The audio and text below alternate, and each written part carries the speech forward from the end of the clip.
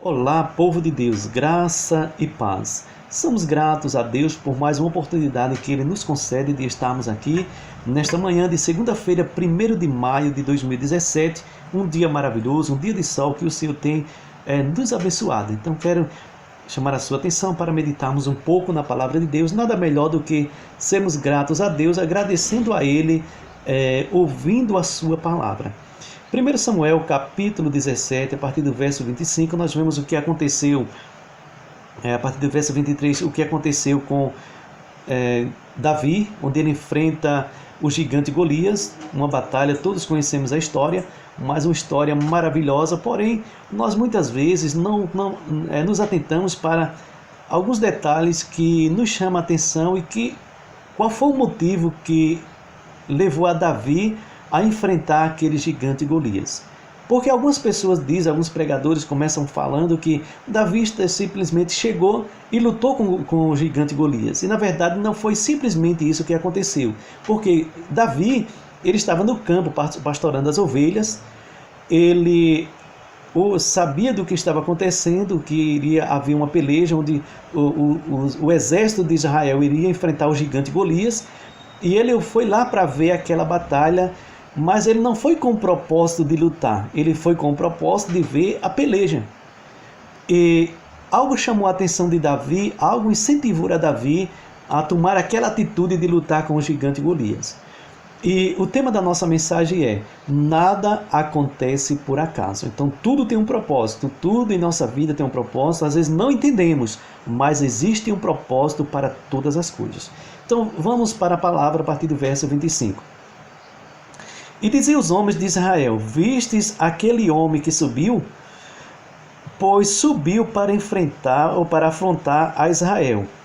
Há de ser, pois, que o homem que o ferir, o rei o enriquecerá de grandes riquezas, e lhe dará sua filha, e fará isenta de impostos a casa de seu pai em Israel.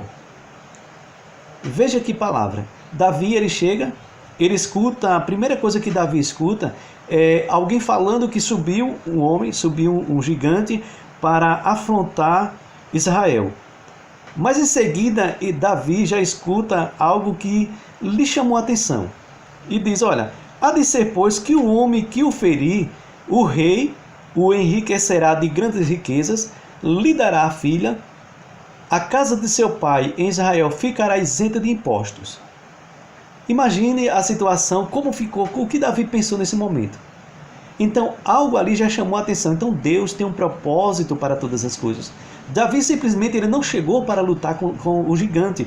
Ele chegou para ver a batalha. Mas quando ele ouviu esta proposta, Davi logo ele ficou: será que realmente foi isso que eu escutei? Eu acho que eu não ouvi assim não.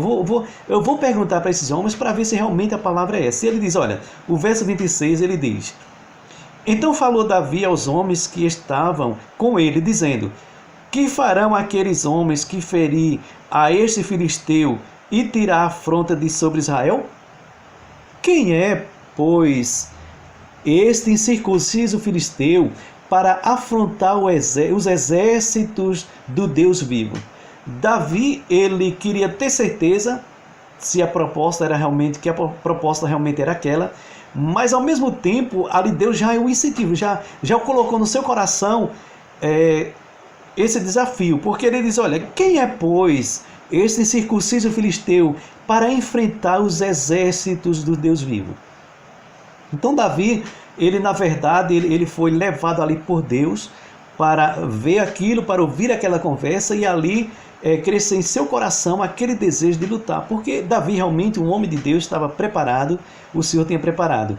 E o povo lhe tornou a falar conforme aquela palavra, dizendo: é assim farão ao homem que o ferir. Então Davi está confirmado: o homem que ferir o gigante, o rei vai o enriquecer com grande riqueza, vai dar sua filha, vai fazer ficar a sua casa, a casa de seu pai vai ficar isenta de impostos, não vai mais pagar impostos em Israel. E ouvindo Eliabe, seu irmão mais velho, falou aqueles homens, acendeu-se a ira de Eliabe contra Davi. Então Eliabe escuta, vê Davi falando com aqueles homens, e ali ele ficou irado, porque ele disse: espera aí, Davi ali falando com aqueles homens, e disse: por que desceste aqui? Por que, Davi? Por que tu desceste aqui? Tu viesse fazer o que aqui, Davi?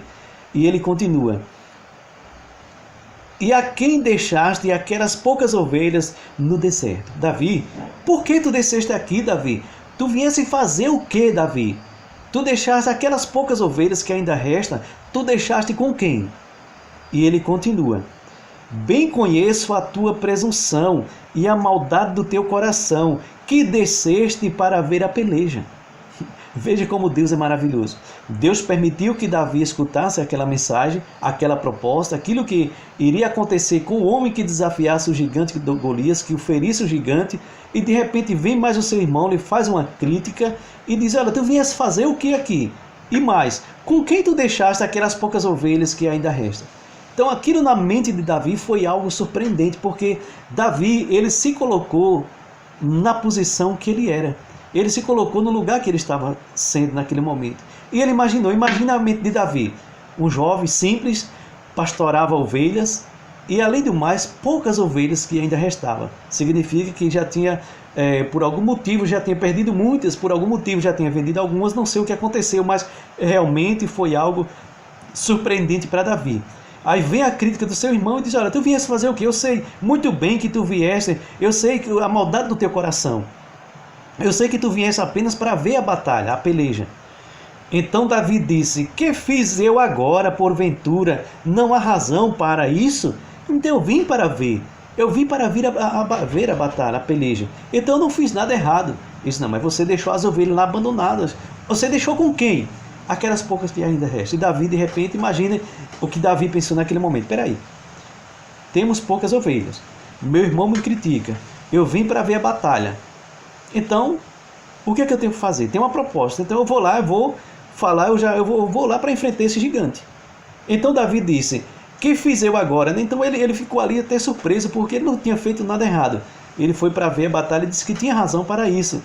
E desviou-se dele para o outro lado, e falou conforme aquela palavra. E o povo lhe tornou a responder conforme as primeiras palavras. Então Davi continuou ainda querendo ter certeza que realmente a proposta era aquela. E ouvidas as palavras de Davi, ouvindo as palavras que Davi havia falado, as anunciaram a Saul e mandou em busca dele. Então Davi, ele falou que ele disse o quê? Quem é esse circunciso para enfrentar o exército do Deus vivo? Então essa palavra levaram para o rei Saul, e Saul manda buscar a Davi, e aí nós vemos o que aconteceu com a história. Então Davi, ele foi lá com o propósito de ver a batalha, mas por outro lado, o propósito de Deus era muito maior na vida de Davi. Então o desejo de Davi, a vontade de Davi era ver a luta, era ver a peleja do gigante Golias com o exército de Israel. Mas quando chega lá, o propósito de Deus começa a acontecer na vida de Davi. Então em nossa vida, tudo tem um propósito, nada acontece por acaso. Às vezes o meu propósito é um, mas o propósito de Deus é realmente diferente. Então que possamos fazer a vontade de Deus, entender que nada acontece por acaso. Quando você estuda, você se prepara para ter, quem sabe, uma profissão melhor, você estuda para ter mais conhecimento. Quando você namora para conhecer a sua namorada, mas já tem uma preparação para, quem sabe, para o casamento. Você já vai pensar em casar.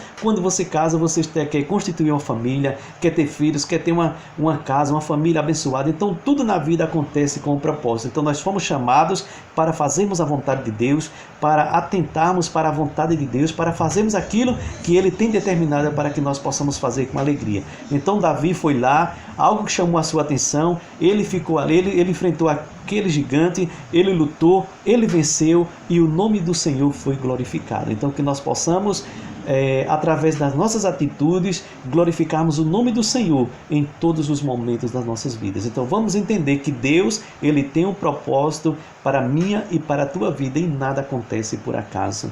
E amém.